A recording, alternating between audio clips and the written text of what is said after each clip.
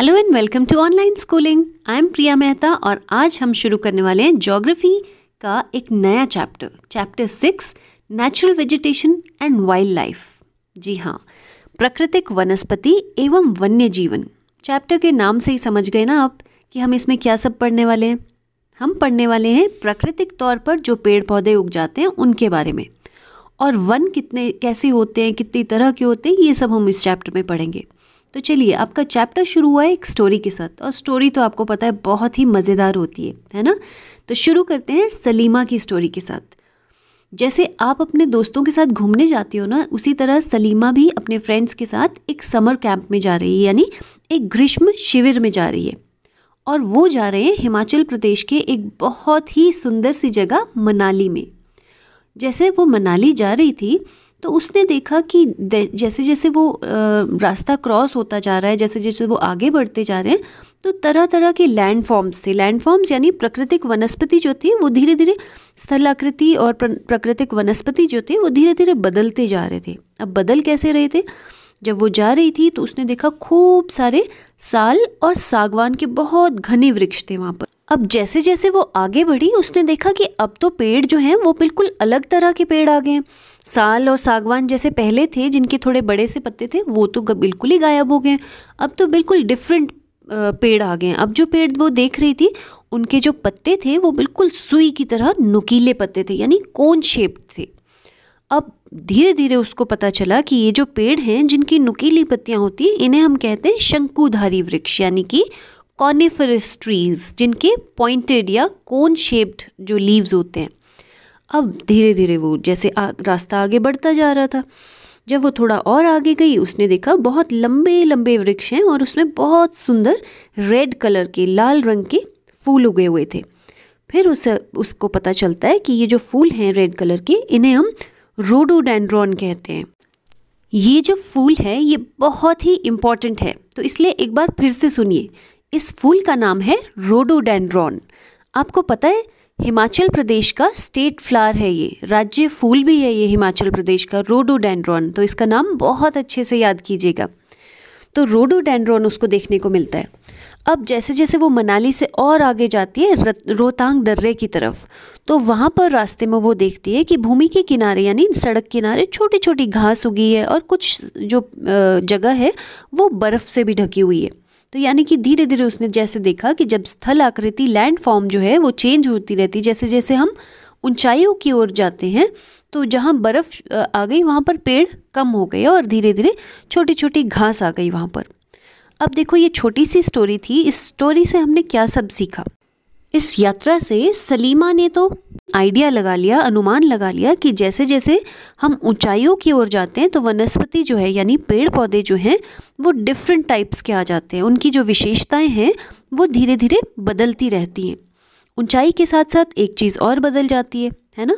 जब हम ऊंचाई की तरफ जाते हैं तो जलवायु भी तो बदलती है, और जलवायु के बदलने से क्या होगा? जलवायु के बदलने से ये जो प्राकृतिक वनस्पति है, प्राकृतिक तौर पर जो पेड़ पौधे उगते हैं उनमें भी तो बदलाव होगा, है ना। क्योंकि हर पेड़ पौधे को एक अपना अलग तरह का जलवायु की ज़रूरत होती है। तो इस तरह जैसे जैसे ऊंचाई बदली तो जलवायु बदल गया, जलवायु बदला तो प्राकृतिक वनस्पति भी बदल गई। चलिए पॉइंट्स में देखते हैं कि वनस्पति किन किन चीज़ों पर निर्भर करती है। देखिए, सबसे पहले हमने देखा कि वनस्पति ऊंचाई पर, धरती की ऊंचाई पर बहुत डिपेंड करती है, कि जैसे जैसे हम ऊंचाइयों की तरफ, पहाड़ों की तरफ जाते रहेंगे वैसे वैसे परिवर्तन आएगा इसमें वनस्पति में। ठीक है। सेकंड पॉइंट है जलवायु। जलवायु यानी कि जलवायु को हम क्या कहते हैं? जलवायु यानी कि क्लाइमेट, मौसम जिसको आप कहते हो। ठीक है। तो मौसम में परिवर्तन यानी कि वनस्पति में भी परिवर्तन। उसके बाद आता है हमारा तापमान यानी टेम्परेचर। टेम्परेचर जो है उस पर भी वनस्पति बहुत ज़्यादा डिपेंड करती है, और टेम्परेचर के साथ साथ मॉइस्चर यानी कि नमी। नमी भी जो है वो बहुत इम्पॉर्टेंट फैक्टर है वनस्पति के लिए। बहुत फ़र्क पड़ता है मॉइस्चर का भी वनस्पति पर। इसके अलावा ढलान और मिट्टी की मोटाई, मिट्टी की जो परत है वो कितनी मोटी है उस पर भी डिपेंड करता है, यानी कि thickness of soil and slope of land. Chapter का नाम है प्राकृतिक वनस्पति। अब जानते हैं प्राकृतिक वनस्पति होती क्या है। प्राकृतिक वनस्पति यानी नेचुरल वेजिटेशन होती है जो अपने आप से उग जाती है, मानव द्वारा नहीं उगा जाती, यानी कि कोई भी इंसान उसे नहीं उगाता है, वो खुद से उग जाती है। अब खुद से कैसे उगेगी? कई कारण हो सकते हैं। हो सकता है कोई बर्ड जो है वो उसका बीज वहाँ पर गिरा गया हो, या हो सकता है पानी के साथ वो बीज वहाँ गिर गया हो और वहाँ पर प्लांट उग गया हो। और इसके अलावा और क्या कारण हो सकता है? हवा द्वारा बीज यहाँ से वहाँ गिर गया हो और वहाँ पर प्लांट उग गया हो, है ना। तो अब ये जो नेचुरल वेजिटेशन यानी प्राकृतिक वनस्पति जो है, ये मेनली आपको याद रखना है कि 3 तरह की होती है, ठीक है। 3 कौन कौन सी तरह है? सबसे पहले आते हैं वन यानी कि फॉरेस्ट, दूसरे हैं घास थल यानी कि ग्रासलैंड, तीसरे हैं कांटेदार झाड़ियाँ। अब कांटेदार झाड़ियों को हम इंग्लिश में क्या कहते हैं? श्रब्स। अब इन तीनों में से वन जो हैं वो वहाँ पर उगते हैं जहाँ पर तापमान और भरपूर वर्षा वाले क्षेत्र होते हैं, यानी कि इनके लिए सही तापमान भी चाहिए और खूब वर्षा भी चाहिए, वहीं पर वन होंगे। दूसरा है घास थल यानी कि ग्रासलैंड, ये मध्यम वर्षा वाले क्षेत्रों में भी विकसित हो जाते हैं, यहाँ यानी कि जहाँ पर मॉडरेट रेन है ये वहाँ पर भी ग्रो कर जाते हैं। तीसरे हैं कांटेदार झाड़ियाँ।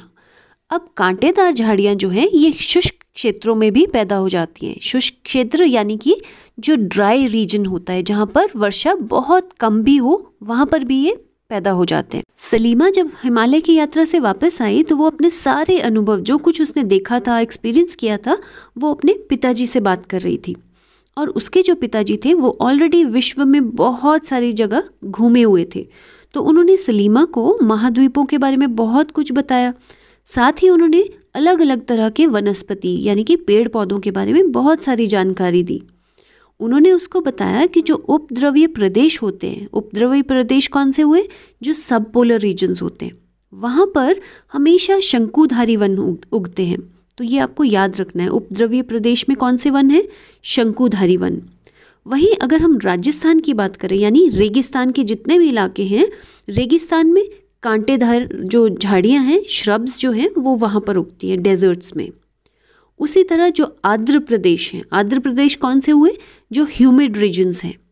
ह्यूमिड रीजन्स में घने उष्ण कटिबंधीय दृढ़ काष्ठ वन होते हैं। उष्ण कटिबंधीय दृढ़ काष्ठ वन कौन से हुए? जो कि थिक ट्रॉपिकल हार्डवुड फॉरेस्ट जिन्हें हम कहेंगे। तो इस तरह से उन्होंने बताया कि अलग अलग जगह पर जो वन हैं वो भी अलग अलग तरह के होते हैं।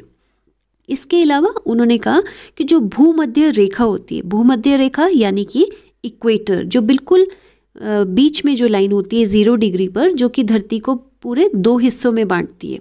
तो उन्होंने कहा वो जो भूमध्य रेखा से लेकर ध्रुव की ओर अगर हम चले यानी पोल्स की ओर अगर हम चले, तो वहाँ पर वनस्पति के जो प्रकार हैं वो भी धीरे धीरे बदलते रहते हैं। और क्यों बदलते रहते हैं ये तो आपको पता ही है, क्योंकि जैसे जैसे हम भूमध्य रेखा से पोल्स की ओर जाते हैं यानी ध्रुव की ओर जाते हैं, तो जलवायु भी बदलती रहती है, क्लाइमेट जो है वो बदलता रहता है। और क्लाइमेट बदलेगा तो वनस्पति भी बदलेगी, ये तो आपको पता ही है, क्योंकि वनस्पति और मौसम, क्लाइमेट एक दूसरे पर बहुत गहरा प्रभाव है उनका। तो चलिए अब देखते हैं वन कितनी प्रकार के होते हैं। ठीक है, तो सबसे पहले हम वनों के प्रकारों को डिटेल में पढ़ने से पहले हम उनके नाम जान लेते हैं। उष्ण कटिबंधीय सदाबहार वन, ट्रॉपिकल एवरग्रीन फॉरेस्ट। दूसरे जो कि हम ऑलरेडी पढ़ा था हमने, ट्रॉपिकल डेसिडुअस फॉरेस्ट यानी कि उष्ण कटिबंधीय पर्णपाती वन। ये हुई दूसरी कैटेगरी। अब तीसरे कौन से वन हुए? शीतोष्ण सदाबहार वन यानी कि टेम्परेट एवरग्रीन फॉरेस्ट, ये थे थर्ड तरह के वन। उसके बाद हम पढ़ेंगे शीतोष्ण पर्णपाती वन यानी कि टेम्परेट डेसिडुअस फॉरेस्ट। और उसके बाद हम पढ़ेंगे भूमध्य सागरीय वनस्पति यानी कि मेडिटेरेनियन वेजिटेशन। ये तो पढ़े हमने सिर्फ नाम। अब हम एक एक करके सारे वनों की डिटेल्स पढ़ते हैं। तो सबसे पहले शुरू करते हैं उष्ण कटिबंधीय सदाबहार वन यानी ट्रॉपिकल एवरग्रीन फॉरेस्ट से। अब देखिए, सबसे पहले आपको ये याद रखना है कि इन वनों को हम वर्षा वन भी कहते हैं, यानी उष्ण कटिबंधीय वर्षा वन, ट्रॉपिकल रेन फॉरेस्ट भी कहते हैं इन्हें हम। ये वन की खास बात क्या है कि ये बहुत घने वन होते हैं। और क्या क्षेत्र में, किस क्षेत्र में होते हैं ये भूमध्य रेखा और उष्ण कटिबंधीय के पास पाए जाते हैं, यानी कि इक्वेटर और ट्रॉपिक्स के आसपास पाए जाते हैं ये वन।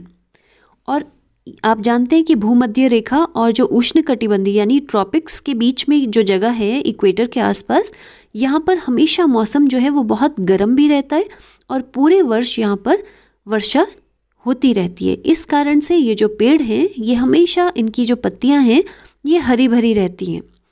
और इसके साथ ही इसकी खास और क्या चीज़ है, क्योंकि ये बहुत घने रहते हैं ये वन, इसलिए जो सूर्य की किरण होती है ये यहाँ पर पड़ती तो है लेकिन वनों के बहुत अंदर तक नहीं पहुँच पाती। सिर्फ पेड़ों के ऊपर सूर्य की किरण पड़ती है लेकिन वन के अंदर नहीं पहुँच पाती।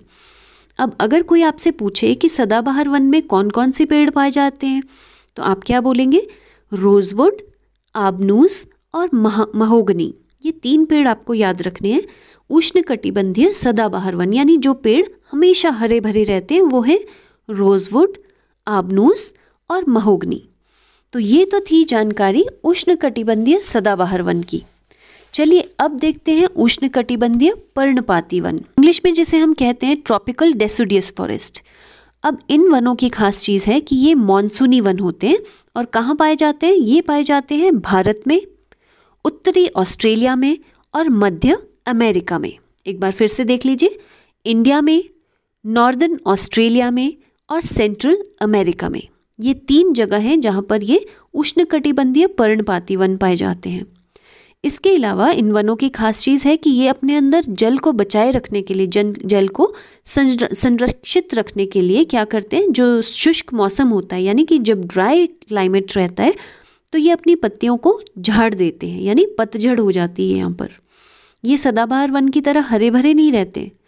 और अगर इन वनों में एग्जाम्पल आपसे कोई पूछे कि यहाँ पर कौन कौन से पेड़ पाए जाते हैं तो यहाँ पर पाए जाते हैं साल, सागवान, नीम और शीशम के पेड़। एक बार फिर से सुन लीजिए, साल, सागवान, नीम और शीशम के पेड़। इसके अलावा यहाँ पर जो दृढ़ काष्ठ की वृक्ष हैं, यहाँ पर फर्नीचर, यातायात एवं निर्माण सामग्री बनाने के लिए इसकी जो लकड़ी है ये बहुत काम आती है। यहाँ पर जो जानवर पाए जाते हैं वो है बाघ, शेर, हाथी, गोल्डन लंगूर और बंदर। तो ये थी उष्णकटिबंधीय पर्णपाती वन की जानकारी। आगे के जो वन है वो हम नेक्स्ट वीडियो में कवर करेंगे, तो देखना बिल्कुल मत भूलिए। So see you very soon, take care, bye bye.